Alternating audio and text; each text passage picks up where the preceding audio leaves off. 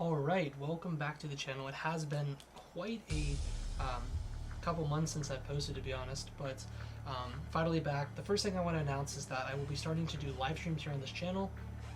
Mainly is going to be multiplayer, campaigns, as well as zombies, depending on what I'm feeling. I'm going to try to switch it up each day.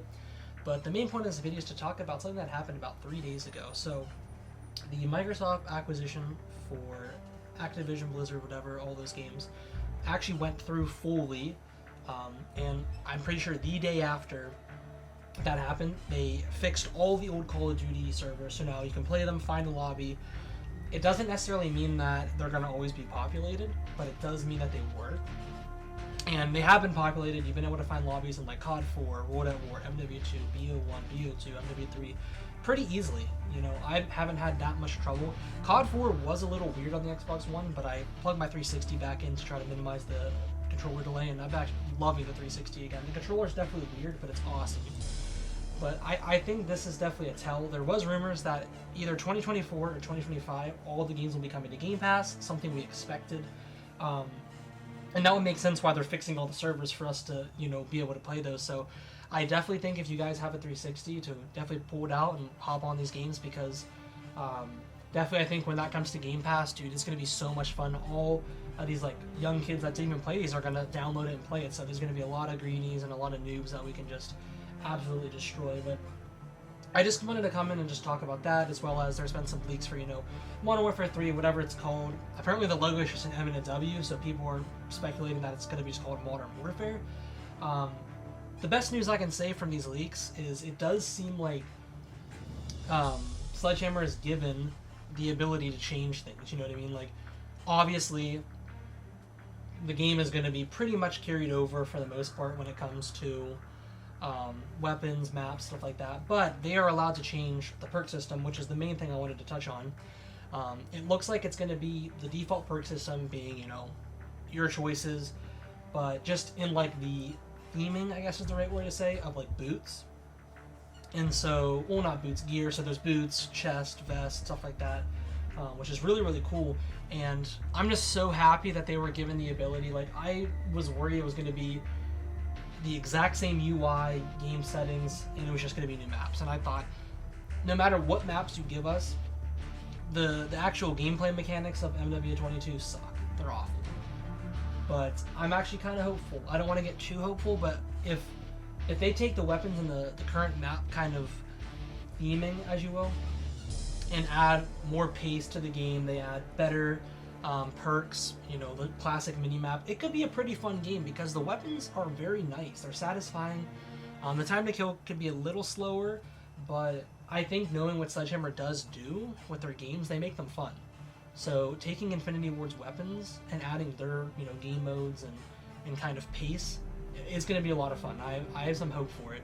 I'm not 100% sure exactly what all is going to be changed. I mean, we do know like the weapons and maps are going to carry over, which I'm fine with, because hopefully on day one, having Shipment already in the game and Shoot House, having, you know, 10v10, all these cool modes is nice, because every year it would take us like 6 months to get, you know, Ground War in the game and get these classics. Like, I don't know why for the past 4 years they've released Shipment / Nuketown for whatever, you know, franchise it is, like 2 or 3 months into the game. Like, that should be at launch.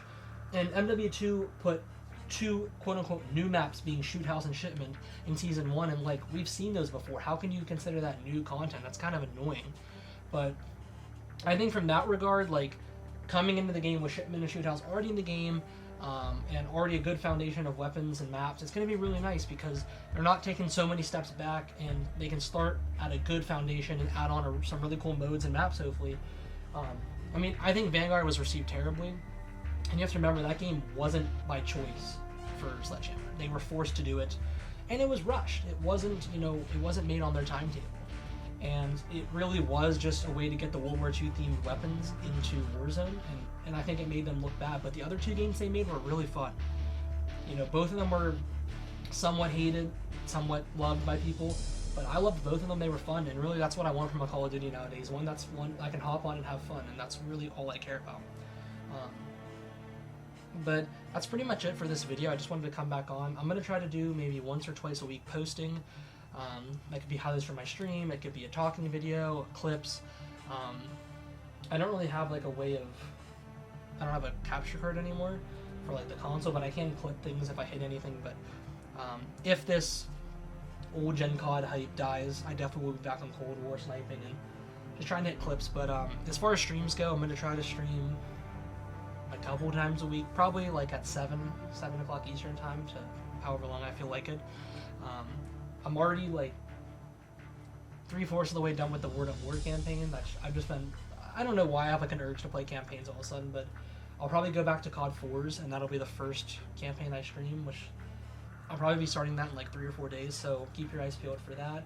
But I just wanted to post again. It's been some pretty busy last couple months, and I could have posted, but I've just been gaming when I've had the chance, and videos weren't really on my mind. But now that I'm wrapping some stuff up, and I'm gonna have time again, so I'm excited to bring you guys some videos and some streams. So leave a like if you enjoyed. Comment down below what you think about all this old gen news / this new COD news. The more leaks we get, like I said, I bet you by my next video there'll be more leaks we can talk about. But so far, I'm not gonna get my hopes up, but from what I've seen, I think hopefully we'll have somewhat of an upgrade that's just hopefully a good amount more fun, because I played MW22 till about December when I got the mastery camo, and after that I got bored.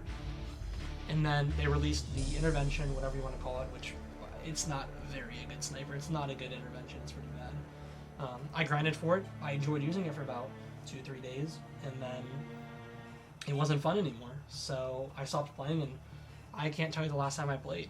So I hope to God that they give us a good Call of Duty that's just fun.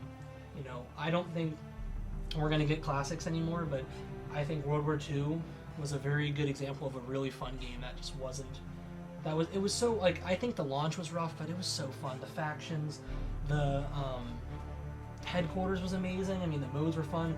Speaking of modes, apparently the war mode from World War II is themed to be returned, which is awesome.